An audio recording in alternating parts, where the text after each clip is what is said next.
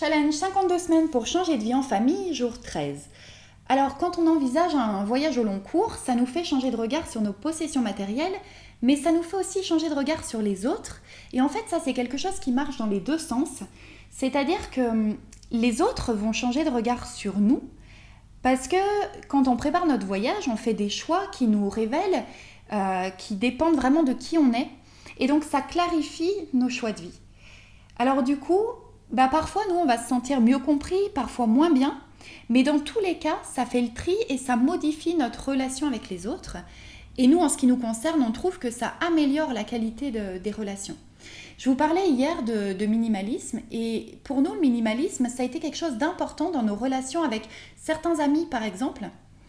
Parce qu'une fois qu'ils connaissent nos objectifs, automatiquement, ils comprennent pourquoi on va, par exemple, consommer moins. Et ça enlève toute crainte qu'il pourrait y avoir sur le fait que on pourrait par exemple envier des possessions matérielles plus importantes que les nôtres parce qu'ils comprennent automatiquement que c'est des choix différents tout simplement.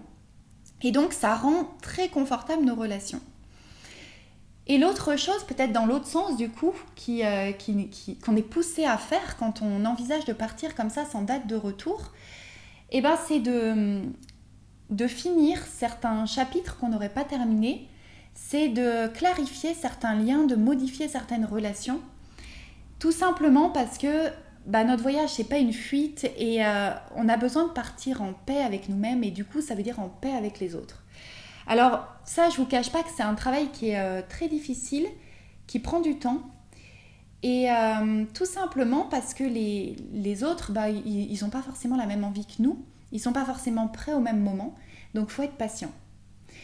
Alors, en attendant demain, je vous invite, vous, à vous poser la question, si vous deviez complètement changer de vie, quel chapitre vous auriez à terminer? Qu'est-ce que vous modifieriez dans vos relations? Et puis évidemment, je vous invite à liker, à commenter, à partager. Et moi, je vous dis à demain.